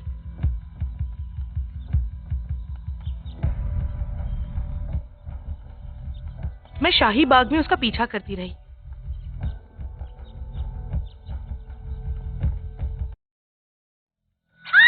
तभी मुझे एक चीख सुनाई दी। जब तक मैं वहां गई, चैंग्यू को मार दिया गया था। मार दिया गया? पिताजी, इन सब के पीछे जरूर किसी का हाथ है, वरना कोई उसे क्यों मारेगा? वैद वैंग से भी उसकी कोई दुश्मनी नहीं थी, वो ऐसा क्यों करेगी? शायद कुछ दिन पहले उसने मेरा ब्रेसलेट तोड़ा था और मैंने उसे बहुत मारा।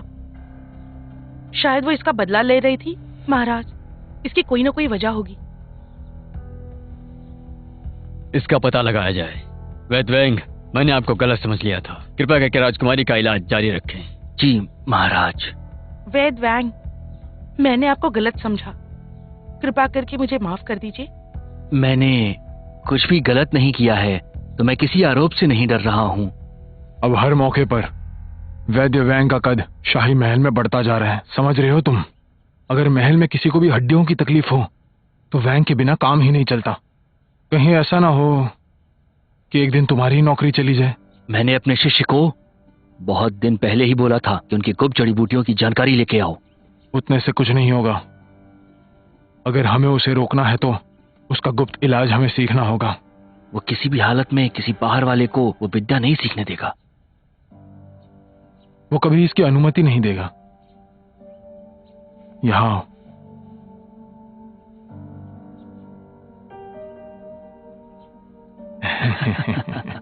मैं अभी निकलता हूं। ध्यान रखिएगा।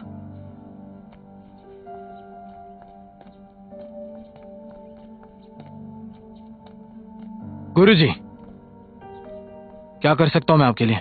क्या तुम्हें कोई जानकारी मिली? वो शाही औषधालय में से 20 तरह की औषधियां लेके गए और उन्होंने राजधानी में से कुल मिलाकर 44 औषधियां मंगवाई हैं। लेकिन उनके पास तो 48 तरह की जड़ी बूटियां हैं। लेकिन बाकी के 4 उन्होंने वहां से नहीं मंगवाई हैं।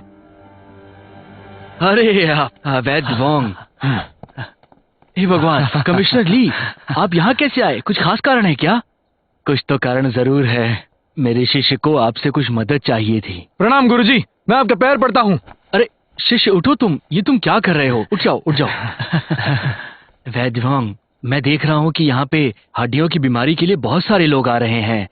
मुझे डर है कि कहीं आप ज्यादा काम ना करने लग जाएं, इसीलिए मैं आपके लिए एक शिष्य लेकर के आया हूँ। आपका शुक्रिया, आप चिंता ना करें, हम संभाल लेंगे। ये महाशय सुन्स का कहना था। हो सकता है महाराज भी ऐसा ही चाहते हो। तो फिर ऐसा ही होगा कमिश्नर ली। शुक्रिया गुरुजी, मैं कल से आ जाऊंगा। हाँ, तुम्हें हाँ किसने कहा? शिष्य ऊपर उठ जाओ। कमिश्नर ली, हमारी पैतृक परंपरा के अनुसार हम किसी को अपना शिष्य नहीं बना सकते हैं। इस बच्चे को मैं अपने यहाँ पे मदद करने दूंगा। बस इसको अपनी कुछ दवाइयाँ खरीदने की अनुमति दे दीजिए, और इसे एक्यूपंक्चर भी अच्छे से आता है। ये आपकी काफी मदद कर सकता है। शिष्य, आज के बाद तुम इनसे सब कुछ सीखोगे। आप चिंता मत कीजिए कमिश्नर ली, मैं अपने नए गुरुजी से सब कुछ सीख लूंगा। ठीक है बहुत बढ़िया।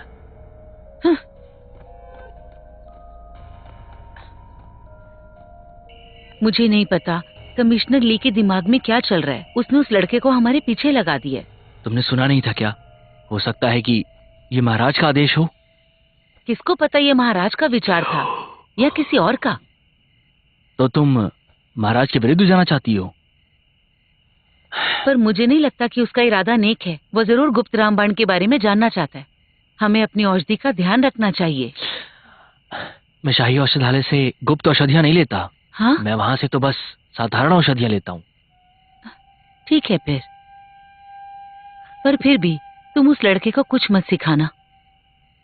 उस बच्चे को एक्यूपंचर आता है। हमारी महारत गुप्त औषधियों में है और उन्हें कितना देना है इसमें। मुझे तो हर पल डर लगा रहता है। चिंता मत करो, सो जाओ सो जाओ सो जाओ, ठीक है? और अब ज्यादा दिमाग मत लगाना सपने में। हाँ ठीक है।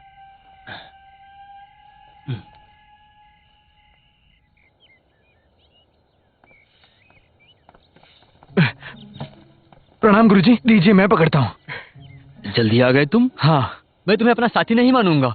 भले तुम मुझे अपना साथी मत मानो, लेकिन मैं तुम्हें बड़ा साथी मानूंगा। हम लोगों की उम्र और लंबाई लगभग एक ही है। लोग सोचेंगे हम लोग भाई भाई हैं। ऐसा बिल्कुल नहीं है। तुम मेरे भाई नहीं। बेटा। गुरुजी गुस्सा मत कीजिए, कुछ समय दीजिए, सब ठीक हो जाएगा। गुरुजी, मैंने सुना है कि सोने की सुई भी बनती है। तुम लोहे की सुई बना सकते हो। लोहे की सुई बना सकते हो?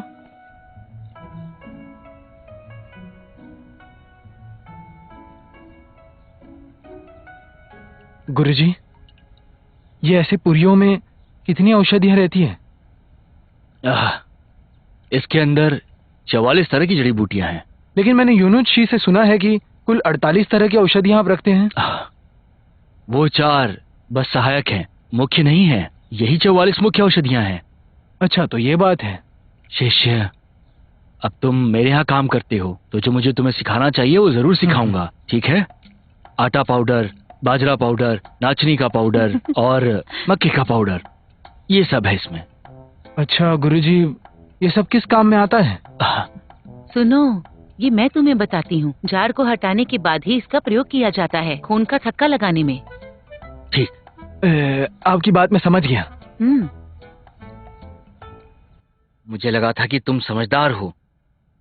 वो तुम्हें बेवकूफ बना रहे हैं। उन्हें लगता है कि वो ये राज छुपा सकते हैं। गुरुजी मुझे माफ कर दीजिए, लेकिन हमें अभी भी नहीं पता है कि वो 4 औषधियां आखिर है क्या। वो 4 औषधियां उनकी गुप्त औषधियां हैं, लेकिन वो चारों किसी बीमारी में खास काम नहीं करती हैं। जाओ और औषधि पुस्तक को ढंग से पढ़ो और उसमें देखो कि रक्त प्रवाह के लिए कौन सी अलग औषधियां काम आती हैं। जी गुरुजी, लेकिन 3 महीने से ज्यादा हो चुके हैं। मुझे कब तक ये काम करना पड़ेगा गुरुजी? तुमसे हो पाएगा कि नहीं ये? गुरुजी, मैं जो भी सीख रहा हूँ मैंने सब लिख कर रखा है। और वैंग जू ने मुझे 2 रोगियों को देखने के लिए भी कहा था। वो किस बीमारी में कौन सी औषधि का प्रयोग कर रहे हैं उस पर मेरी बारीकी से नजर है गुरुजी। मैं सब कुछ सीख गया। राजा के भाई के यहाँ भी कोई है जिसे हड्डियों की तकलीफ है? तुम वहां वैंग के शिष्य बन के जाओ और बोलो कि इलाज करने आए हो, और फिर महाराज को ये बताओ कि वो तुम्हें जबरदस्ती राजमहल के बाहर इलाज करने के लिए भेज रहा है, और इससे हम वैद्य वैंग को राजमहल से बाहर करेंगे। होंग जियांग, गेहुआ के लिए केक ले जाना मत भूल जाना। इलाज से पहले ही लेकर जाना। अगर वो तुम्हें खाने के लिए रोके तो उन्हें मना मत करना।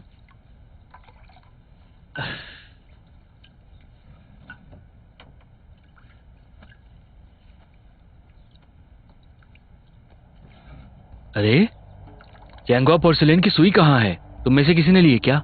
मैंने तो नहीं ली। मैंने भी नहीं ली। ये तो बड़ी अजीब बात है। ये जो वैंग परिवार है, जमीन से जुड़े हुए लोग हैं बेटा। दरअसल उन्हें यहाँ के सभी नियम कायदे पता नहीं है। इस जगह पर हमेशा राजनीति और षड्यंत्र होता आ रहा है। उनके लिए इस जगह को अपना पाना बहुत मुश्किल है बेटा, बहुत ज्यादा मुश्किल। गेहुआ, महाराज ने तुम्हें आदेश दिया है कि तुम्हें औषधालय पर कड़ी निगरानी रखनी होगी। हाँ पिताजी, मैं शाही औषधालय पर ध्यान रखे हुए हूँ।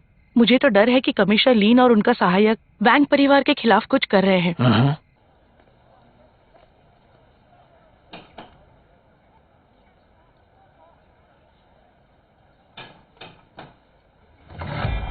कौन चाहिए? मैं यहाँ पर महारानी के भाई का इलाज करने आया हूँ। मेरा नाम वैंग होंगजियांग है। दरबार के शाही वैद्य वैंग झो का बेटा हूँ मैं। हाँ तो अंदर आइए।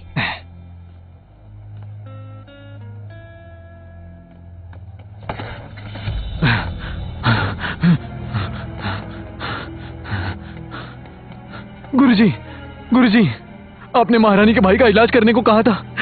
वो अचानक मर गया। गुरुजी, तुमने क्या किया? मेरी कोई गलती नहीं है। किसी काम की नहीं हो।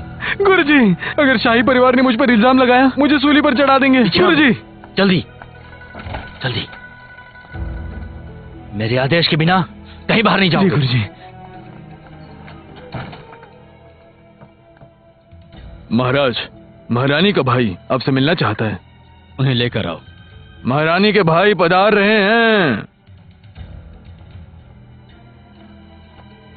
महाराज, शाही वैद्य वैंग झो का बेटा महल के बाहर रोगियों के इलाज के लिए गए थे, जिसके वजह से मेरे बड़े भाई की मौत हो गई। महाराज, हमें न्याय दीजिए। क्या? उठ जाओ। शुक्रिया महाराज। वेंग झाओ अपने बेटे को रोगी का इलाज करने के लिए बिना अनुमति बाहर भेज दिया और इस वजह से एक जान भी गई। नियमानुसार शाही वैद्यों को महल के बाहर जाने की इजाजत नहीं। उन्होंने कानून कैसे तोड़ा? महाराज, खुद उसके बेटे से पूछ लीजिए। मैं झूठ क्यों बोलूंगा भला? उसने जो सुई का प्रयोग किया उसे आपने ही दिया था महाराज। इसीलिए उन्हें खुद को अदालत में बड़ी कठिनाई होगी। वैंग झाओ को न्याय मंत्रालय लेकर आओ। जी। वैद्य वैंग, आपके बेटे पर आरोप है कि इन्होंने एक हत्या की है। आपको और आपके बेटे को न्याय मंत्रालय जाना होगा। अरे क्या कर रहे हैं? आपको क्या कर रहे हैं? रुक जाओ, चलो हमारे साथ चलो। अरे तुम ऐसे कैसे जा रहे हो? रुक जाओ। जान नहीं ली है। जो भी कहना है न्यायाधीश के सामने कहो। चाची, आप जरा रुकिए। सभा भवन में जाकर मेरे पिताजी को ढूंढिए और उनसे कहें महाराज से बात करें। तब तक मैं कुछ करती हूँ। चाहिए चाहिए। तुम और तुम्हारा बेटा तुम्हारा अपराध कबूल कर रहे हो? महाराज, हमने कुछ गलत नहीं किया है। कुछ भी नहीं, हमारे साथ गलत हो रहा है। चुप बैठो। तुम्हारी आखिर हिम्मत कैसे हुई? आपको नहीं पता आप हमें पकड़ के कैसी गलती कर रहे हैं? ऐसे पकड़ना महाराज के कानूनों के पूर्ण खिलाफ है। कानूनों के खिलाफ है? तुम लोग मेरे सामने नाटक कर रहे हो। सुनो, कोई से पढ़कर बताओ। शाही वैद्य वोंगजोंग ने अदालत के नियमों का अपमान किया है, अपने बेटे को महल के बाहर किसी का इलाज करने भेजकर। उस वजह से महारानी के भाई जोंग लियांग की मौत भी हो गई। परिवार ने राजमहल छोड़ के कभी किसी का इलाज नहीं किया। हमने किसी तरह का कोई अपराध नहीं किया है। कोई भी इनकार कर रहे हो, है ना? गवाह को पेश करो।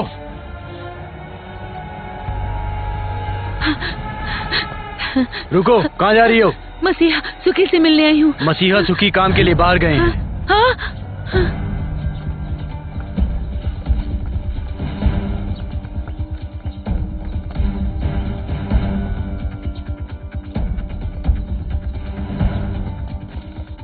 प्रणाम महामहिम।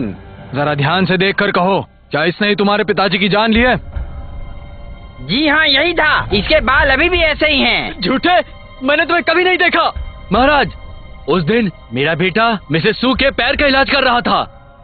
क्या यही वो सोने की सुई है ना जो संजय ने तुम्हारे पूर्वज को दी थी? जी हाँ, ये बिल्कुल वही है। तो ये सुई हमें मौका वारदात पर क्यों मिली थी? इस बारे में तुम्हें क्या कहना है? कि वहाँ मिलने से मेरा बेटा अपराधी नहीं होता है। कुछ दिन पहले इस सुई को हमारे यहाँ से चुराया गया था। हमें नहीं पता ये किसने और क्यों चुराई है। अगर मैं फिर से पूछूं तो तुम यही कहोगे ना कि किसी ने तुम्हारी औषधि भी चुरा ली? इनकार करना बंद करो। हमें हर तरह के सबूत मिले हैं। सुनो, कोई ने मौत के दरवाजे तक लेकर जाओ। मैं महाराज को सूचित कर दूंगा। ले जाओ इन्हें। नहीं, रुक जाइए, रुक जाइए। हमने कुछ गलत नहीं किया है। हमारी कोई गलती नहीं है। रुक जाइए। ये मेरी गलती है। मैं कमिश्नर के तौर पे अपना काम नहीं पूरा कर पाया। मैं वैद्य वांग को यहाँ के आदेश नहीं समझा पाया, जिसकी वजह से वो बाहर पैसे कमाने गए और इसकी वजह से एक निर्दोष की जान चली गई। इसके लिए महाराज जो सजा देंगे मुझे वो सजा मंजूर है। आप लोग उठ जाइए। शुक्रिया महाराज। अधिकारी जी, अदालत में क्या हुआ? महाराज वैंग झो ने स्वीकार कर लिया कि वो वही सुई है जो महाराज ने उन्हें तभी दी थी, और मृतक के परिवार ने अपराधी की पहचान भी कर ली, जो उनका बेटा ही है। हमें सबूत और गवाह दोनों मिल गए हैं। अब आपका फैसला बाकी है। मुझे तो इस बात का आश्चर्य हो रहा है महाराज कि वैद्य वैंग जैसा ईमानदार और सज्जन व्यक्ति इस तरह का अपराध कर सकता है। मैं आपको दावे के साथ कह सकता हूँ, यही सच्चाई है। अधिकारी जी, क्या हमें उन्हें मारना चाहिए? मैं तो कहता हूँ उन्होंने कई अपराध किए हुए हैं। बेटे ने तो सीधे हत्या ही कर दी है। बाप ने बेटे से अपराध कराने के लिए जिम्मेदार है। अदालत का कानून तोड़कर वो महल के बाहर बिना अनुमति के इलाज करने की कोशिश कर रहे थे। बिल्कुल सही, ये तो कानून के खिलाफ है। बिल्कुल सही, उसका सर कलम कर देना चाहिए। महाराज, ये बात नहीं भूलनी चाहिए कि उन्होंने महल में कई लोगों को ठीक किया। क्या हम उन्हें माफ नहीं कर सकते?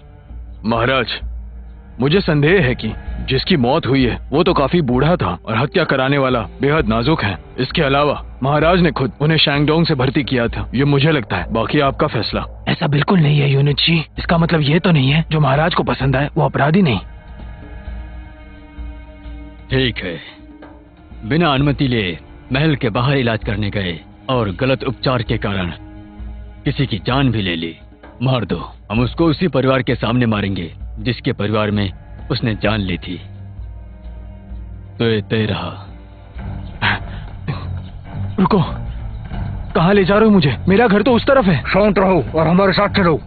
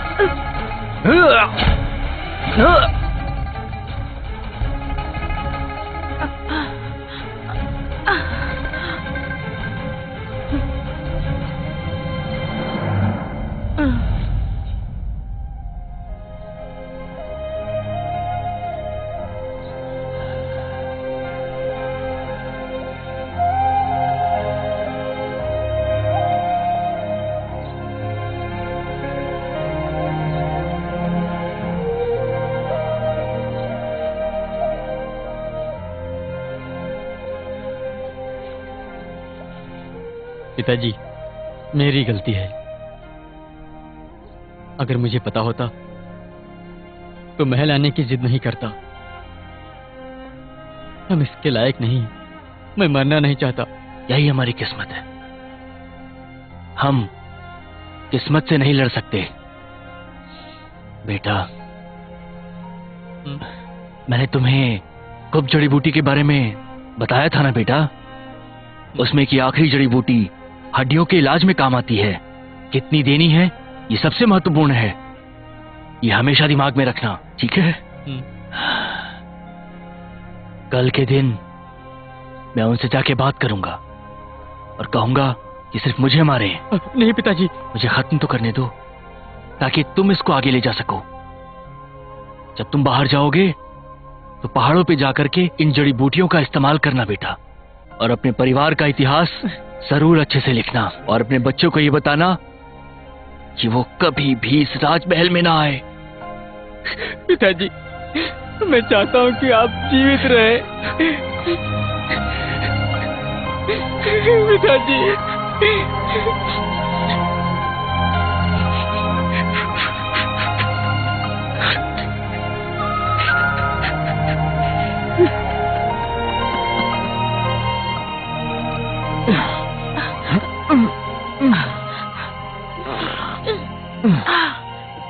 शुक्रिया मुझे बचाने के लिए।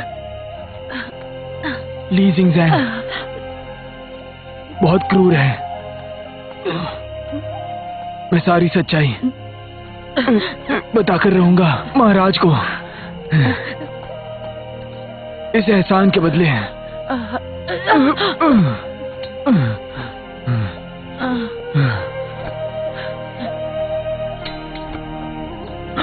कौन है वहां?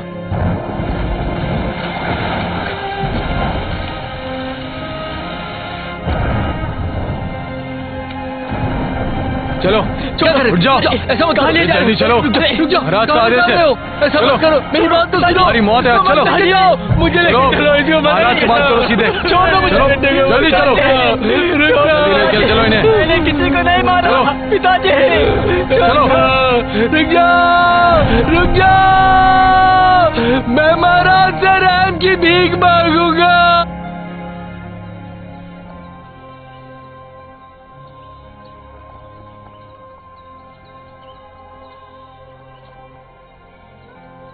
आखिर क्या लटकाया जा रहा है? इसको सजा किस तरह की सजा दे रहे हैं? क्या है? हमें कुछ पता कारण नहीं क्या है? महाराज, ये सब कमिश्नर ली और अधिकारी सुआन का षड्यंत्र था। उन्होंने ही मुझे ऐसा करने को कहा था। वो चाहते थे कि वैंग परिवार को बदनाम करके उन्हें महल से भगा दिया जाए। इस बीच किसी की मौत हो गई। मैं मौत का हकदार हूँ, मुझे माफ कर दो महाराज। ऐसे घटिया आदमी हो।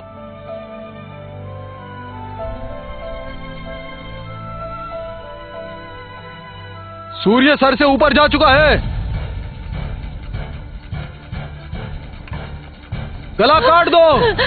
मेरा बेटा। माँ, माँ, छोड़ दो मेरे बेटे को, छोड़ दो।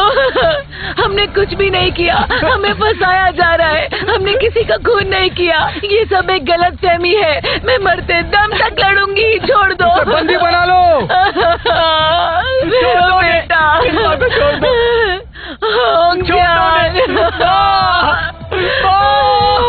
पहले इस मामाकूल को मार दो। नहीं, छोड़ दो उसे छोड़ दो।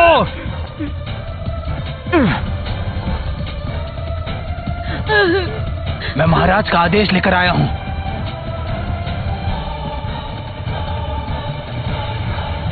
महाराज की तरफ से यह आदेश आया है। महाराज ने अपना फैसला बदलते हुए कहा है कि वैंग होंगजियांग गलत आरोपी है, उसे तुरंत रिहा कर दिया जाए। अधिकारी जिया को नौकरी से बर्खास्त किया जाता है।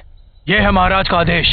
सभी लोग आदेश का पालन करें। सैनिकों, अधिकारी जिया को गिरफ्तार करो।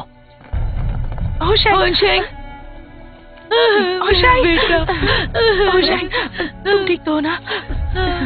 मेरा बेटा।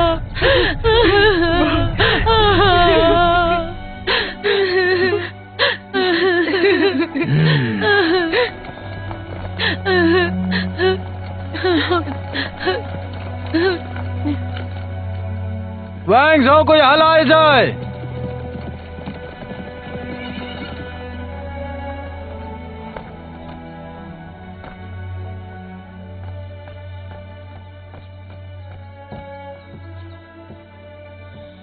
महाराज, मैं एक साधारण इंसान हूँ। मैंने कभी भी पैसा और ताकत नहीं सोची। मैं लोगों की जिंदगियां बचाता हूँ अपने परिवार की गुप्त विद्या से, ताकि सभी लोग दर्द मुक्त और अच्छा जीवन जी सके। मैं यहाँ पर इतनी दूर राजधानी आया सिर्फ आपके कहने पर। अपने सभी उसूलों को एक तरफ रख के मैंने आपकी सेवा की है महाराज। मैं आपका आभारी हूँ, मैं आभारी हूँ महाराज। आपने हमें क्षमा किया, आप दयालु हैं। मैं एक वैद्य बनना चाहता था। मेरी जीवन से और कोई आकांक्षा नहीं थी। मैं कभी किसी परेशानी में नहीं पड़ना चाहता था, लेकिन शायद मेरी किस्मत खराब थी कि मैं यहाँ पर आया। लेकिन मैंने जो गलती नहीं की उसकी सजा मुझे मिल रही है, उसकी सजा मुझे मिल रही है महाराज। यह न्याय है। अब हमें छोड़ दीजिए, हम यहाँ से चले जाएंगे, हमें जाने दीजिए।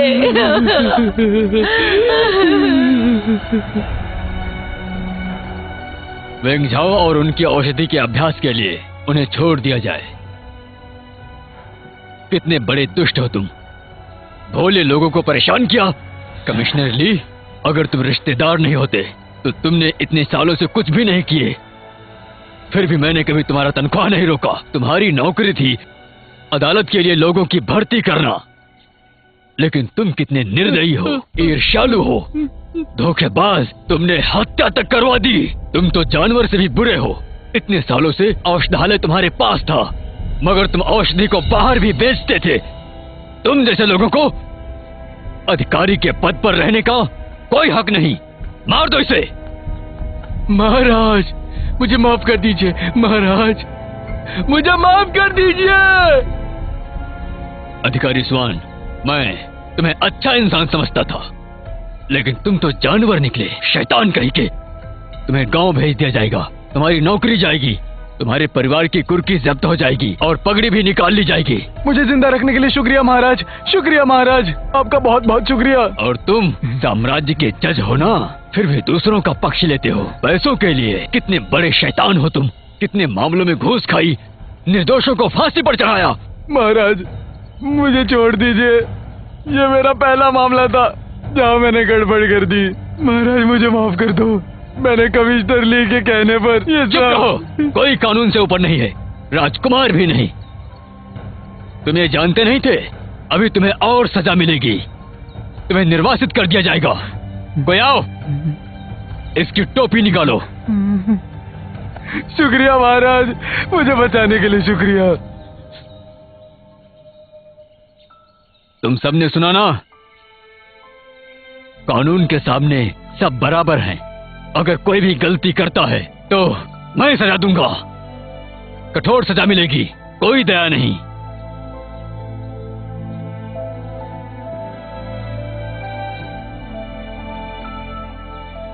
मेरे सहायक खड़े हो जाइए।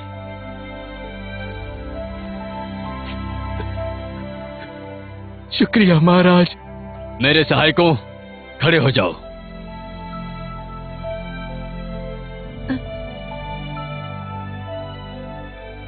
जाओ। मैं बहुत शर्मिंदा हूं आपके साथ जो हुआ उसके लिए। मैं माफी मांगता हूं पूरे परिवार से। महाराज मैं आपका आभारी हूँ महाराज।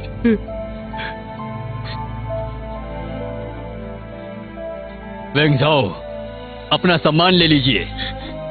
मैं आपको तीसरे दर्जे पर औषधालय विभाग का कमिश्नर घोषित करता हूँ। वेंग होंगजियांग चौथे दर्जे पर वैद्य नियुक्त किए जाते हैं। झेंग गेवा को गश्ती सेना प्रमुख बनाया जाता है और चांदी दी जाती है। महाराज मुझे ऐसा कुछ भी नहीं चाहिए। कमिश्नर वांग,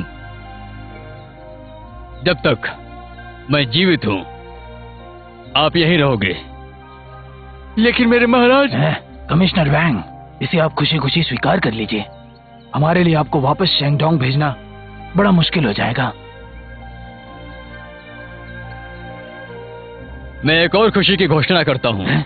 आज मैं मेरी बेटी गेहुआ और वेंग होंगजियांग की शादी की घोषणा करता हूँ।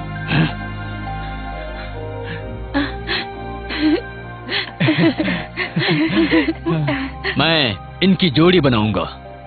इनकी शादी आज से तीसरे दिन होगी। शुक्रिया महाराज।